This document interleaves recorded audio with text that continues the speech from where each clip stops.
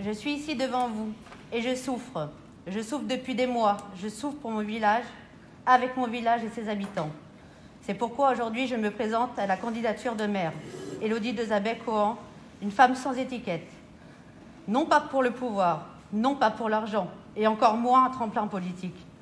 Je me présente pour mon village et celui de mes ancêtres, pour la démocratie, pour la justice, pour mon droit à la parole, contre la guerre qui se joue depuis 13 ans dans mon village, contre les manœuvres politiques de Mme Sanchez, dont une a été jugée par le tribunal administratif. Une manœuvre a porté atteinte à la liberté de vote des conseillers municipaux, de nature à altérer la sincérité du scrutin. Un constat d'huissier a été fait et Mme Sanchez a dit pendant l'audience qu'elle vous avait tous envoyé le lien site vauvray.fr avant le conseil d'installation du maire et des adjoints. Mme Sanchez, sans étiquette, qui dit vouloir se battre pour son village pendant la campagne électorale et qui, à la première opportunité, confie la commune à son premier adjoint si elle est élue sénatrice. Et tout ça en lançant publiquement dans la presse. Je rappelle que tout notre groupe souhaitait une femme à la mairie. Madame, sachez déjà que vous avez perdu en crédibilité dans le village après juste 3 mois de mandat. Les Saint-Pierrois méritent plus d'estime. Ils ne veulent pas être un tremplin politique. Nous ne sommes ni des mouchoirs de poche, ni des idiots. Vous nous aviez déjà eus, en nous demandant de faire du porte-à-porte pendant la campagne, en annonçant que vous étiez sans étiquette. Une promesse que vous nous avez faite. Et à la première occasion, vous vous définissez aux yeux de tous comme maire EELV. C'est une trahison et une déception.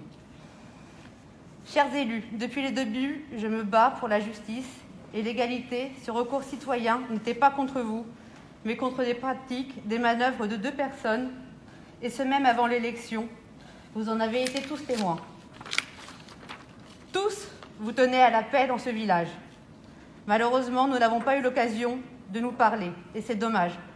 Car je rappelle à tous, je faisais partie de cette liste Ensemble et Solidaire, avant d'être mise dans l'opposition avec M. Loeb.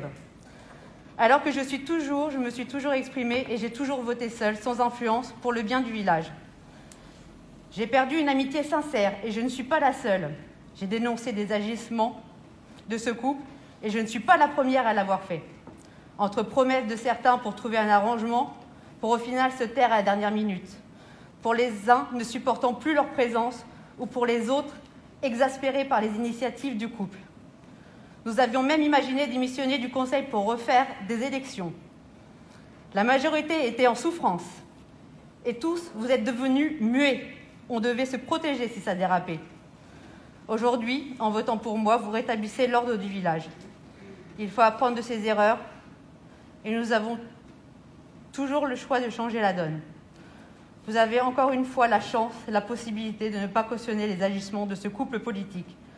Le recours en est un exemple et une preuve, car nous avons des droits et nous devons être exemplaires en tant qu'élus.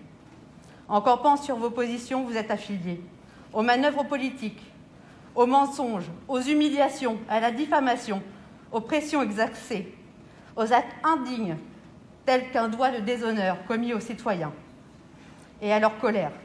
Vous serez responsable si vous validez ces actes. Je suis victime aussi, et vous en êtes encore le témoin.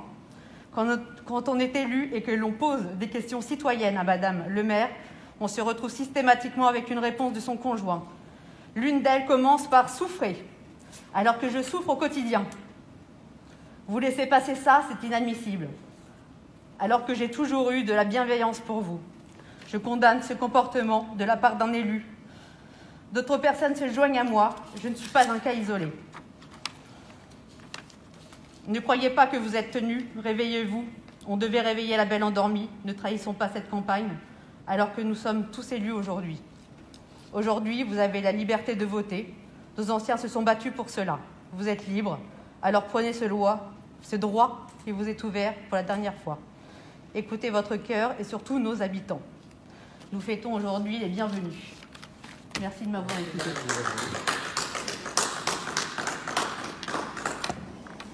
À monsieur... Tiens, tu vas pouvoir prendre la caméra éventuellement, s'il te plaît.